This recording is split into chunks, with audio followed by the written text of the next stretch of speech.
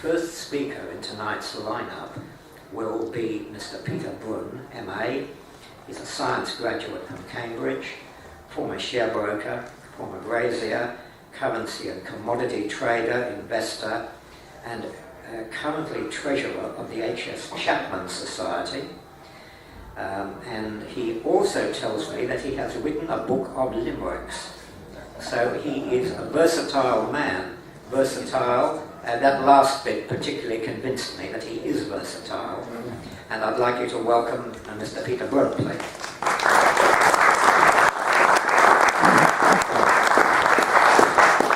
Thank you very much. My talk this evening is going to encompass a few things. I'm going to be quite brief about UN Agenda 21, ICLEI and so on, because I think a lot of you know about that. If you don't know about it, then I urge you to look into it. There's a stack of stuff on the internet from both sides, but I am just going to talk a little bit about climate change and sustainability because they're pretty relevant to those that follow. Then I've got a little cameo section which is about what the Waverley Council has on its environmental action plan, and Waverley was actually the first one I looked at, but all the others have got something pretty similar. I looked at Willara, Leichhardt, Bathurst, Newcastle, and finally Moree. The Moree one, I must say, was a little bit different from the others, but certainly those three metropolitan ones were very similar. If we go on, now I make no apology for this. I've drawn my information on this from a number of sources who tend to be on the sceptical side of the argument. But I have read quite a bit of the IPCC stuff, and there are certain things that I certainly agree with what they say. So now in 1991, ICLEI was set up, and the actual process in which all these things run is still rather confused in my mind, but ICLEI would appear to be the organisation that pushes through the agenda to local councils. UN Agenda 21 signed at the Rio Earth Summit by 178 countries, including Australia, ratified by our federal parliament in 1995. In 1999, it's quite interesting, this was under coalition government, and I tend to vote that way. They passed the Environment Protection and Biodiversity Act, which is pure ICLEI.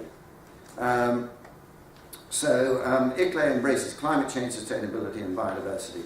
I was going to produce a handout of various books and publications and websites. I'm sorry I haven't done it. If somebody wants that stuff, if they see me afterwards or give their name to the desk, I can furnish them with that. I'm not impressed by IPCC, I have to say. And based on what I've read by Donna Laframboise in her book, The Delinquent Teenager, and Bob Carter in his, I think it's called Climate Change, the Counter Consensus, the IPCC comes out pretty badly and could be described as mendacious, fraudulent, corrupt, brainwashing, and a sensorial gravy train. Now let's just have a look at a few graphs on the climate change thing. Now a lot of you will be familiar with this. It's the last 550 million years ago, and the significant thing there is that all larger life forms, both plant and marine, plant and animal, land and marine, developed during that period where you see the red line falling down to a very low level at about 300 million years ago. Now, that shows you that carbon dioxide was a great deal higher back in those times, and the great coal fields of the world, a lot of them were laid down in that period from about 350 million years ago to 250, roughly. I mean, we don't mind about a million years here or there, really, do we? You can see from that there are times when they move together, but there are times when they don't. Anyway, in terms of the Earth's history, carbon dioxide levels, according to this data, which is admittedly proxy data from radio radioactive isotopes and so on, is at a very low level. Incidentally, one thing that's quite interesting, which I haven't shown there, you will see that at about 250 million years ago, sorry, I better stand by this thing, carbon dioxide suddenly took a leap. Now, that coincided with the end of the Permian period, which was called the Permian extinction, where vast basalt fields were laid down in what is now Siberia, and I mean, more than 95% of life on Earth was killed. Now, the last million years, we are in a warm period, as you see, and most of the time, you have to admit, it has not been much fun. And I mean, as long as it doesn't affect us, but it is going to happen eventually. It's hard to imagine that carbon dioxide alone is going to save the situation. Now, is carbon dioxide at a high level historically? The answer is yes, it is. But should we be afraid of that? And the answer is no, we shouldn't, because the warming effect of carbon dioxide declines logarithmically. And from where we are now, every increment in carbon dioxide produces a very small warming effect. Apparently it never gets completely flat, but you can see that, it's pretty obvious. There are a few other matters. The computer models that are used. Computers are great things, and they certainly help research.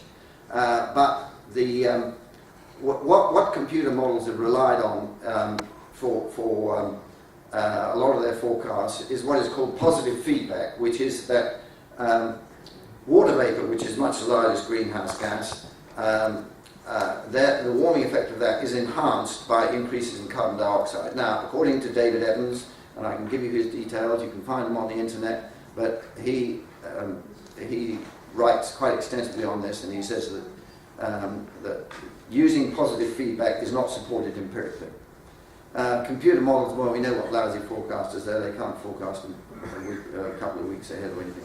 Ocean acidification, Professor Bob Carter of James Cook University tells me this is a very complicated issue. He's had great difficulty explaining it to non-scientists. I'm not going to talk about it now, but I can give you information on that if you wish. Well, this is just a brief thing showing greenhouse gases in order of importance. It's just more or less, as I said, water vapor is much the most important. Now here's the infamous hockey stick, and when I use the word fraudulent to describe the activities of the IPCC, this was a gigantic fraud, and it's been proved to be, and now they do not show it in the IPCC reports anymore. Just a little bit on the more recent history of the Earth's temperature.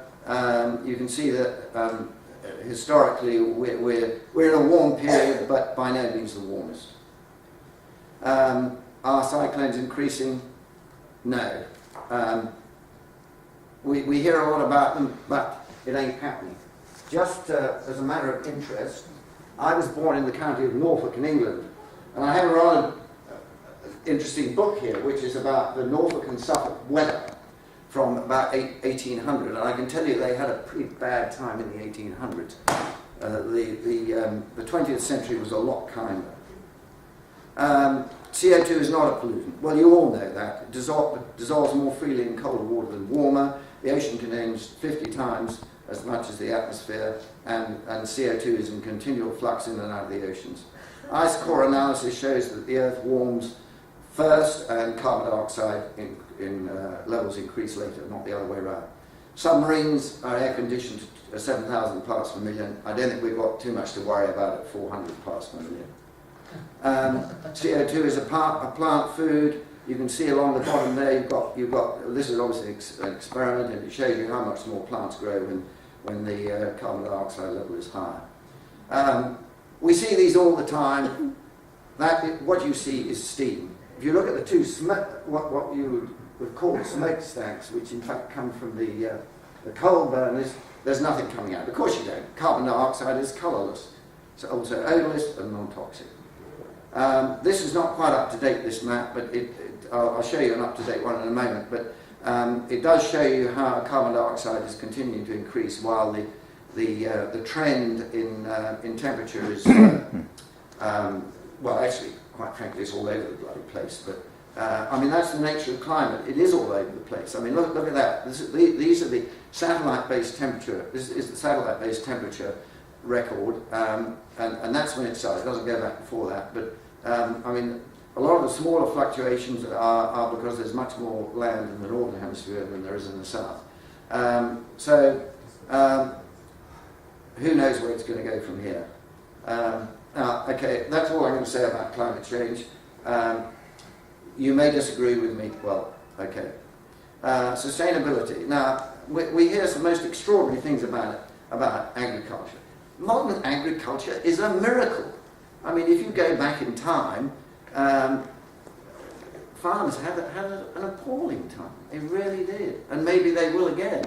But at the moment, they're meeting the world's requirements.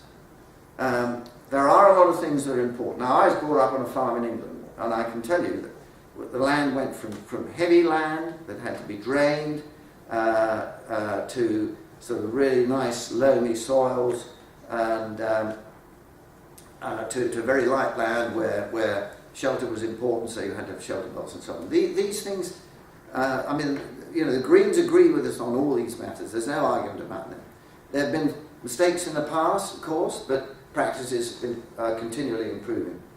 And in that respect, I would suggest, and I'll talk later on this about what's happened to some of the farmers, that the carrot is much more effective than the stick. Australian soils have vastly increased productivity since the arrival of the white man. You go to India, like 50 years ago, maybe the population was 400 million. Today it's 1.2, and they're self-sufficient in food. You know, it's a miracle. Where there is food scarcity, you'll probably find there's foreign aid, corruption, ignorance, and malpractice. Israel, a dry, barren country, is a food exporter. Remarkable. In terms of the countryside, I mean, there are many parts of the world which have been settled for thousands of years. The land is fashioned by mankind, as is Australia. National parks, I love national parks. I do a lot of bushwalking. I think where there are fragile ecosystems like mountains, floodplains, wetlands, and coastlines, great places for national parks. But under the UN agenda, they are talking about 50% human-free habitat and 10% buffer. Now, what does this mean? Well, there are a lot of exotic plants in our national parks, make no mistake. Just to mention two, you've got blackberries and lantana, and they're out of control. And then you've got feral animals. They tell me there are 10 million cats in Australia. Well, I believe if you told me there were 20 or 5, it wouldn't make any difference. And then you've got fire and flood and storms. Now, this is a map of the US, as you can see, and that shows the planned areas of land use under the Sustainable Program, where man is excluded from 50% of the land. There's a 10% buffer which is also basically human-free, and man is required to live in the other 40%. I'm not going to go into that anymore. There's a wealth of stuff on the internet.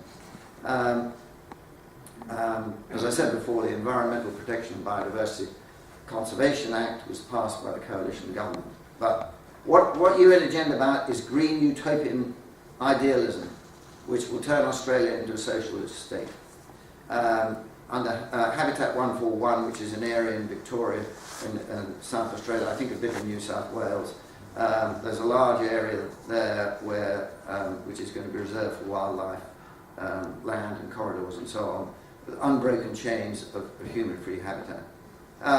Sounds wonderful, but I think that the costs and the problems that would be associated with that would be more than we reckon on. And it's also involved in large and take over large areas of private land. Who pays? Well, of course, the taxpayer pays. I mean, this locking up land and putting in managers and all the rest of it is completely unsound economics, and we all know about the failure of socialism. It's been demonstrated time and time again. And why is the earth so holy? I mean, is it the fate of the earth to wind up as a useless rock in space like pretty well everything else? I'll leave a little bit out there. Oh yes, in terms of Agenda 21, there are now 8 American states which have banned or are in the process of banning UN Agenda 21. Oh, this is Habitat 141. You can see that red area there. That's the area that it covers. This is a more detailed map, but I'm afraid it's rather blurred, and I haven't got a key for it. I'm sorry about that. Now, I'm actually going to just leave it here for a moment and go to, if I can make this thing work the way I want it to, go to the Waverley Environmental Action Plan. Am I running out of time? No. Oh, good. All right, now, I know some of the people involved with the Waverley Council. They're Liberal-endorsed councillors, and Sally Betts has been mayor, is a nice woman, and we get on well. I'm amazed. I'm absolutely amazed at this stuff. I mean, go and look at it. There's 50-odd pages of it. I'm flipping through this. Don't even bother to look at it at the moment. Well, there's a bit here. I don't know whether you can read that. You probably can't. I'll just have to go to the other little thing I've got here.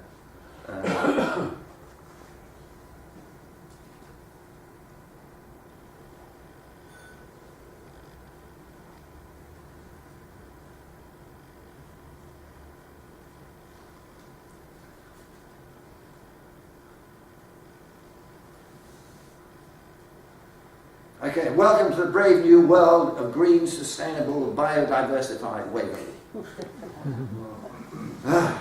Well, these people are pretty keen to get us all believing this stuff. There's a lot in here about sustainability, education, and engagement. This is unbelievable stuff. And this is all based on fear of increasing carbon dioxide and runaway global warming. I mean, right at its very premise, it has got no basis. Look, none of us like rubbish. I walk a lot and I run a lot. Clean Up Australia Day was, what, a couple of weeks ago or something? It's rubbish everywhere. Within 2 weeks of clean-up, there's a big job. We agree on that front. Something needs to be done. But I don't know how it's going to be done. I mean, it gets enough publicity as it is. But, and we can't all police each other. No, I'll just go on a bit. As I said, this is meant to be the comedy section of it, and I think you'll find that there is a bit of comedy in it. Well, this is quite funny, really, because you can see here, look, 30% reduction of greenhouse gas emissions by 2020. I mean, little old Waverley Wallet saying, sure, it can fix that, you know. Of course, it will need the help of everywhere else, including a whole lot of foreign countries. So,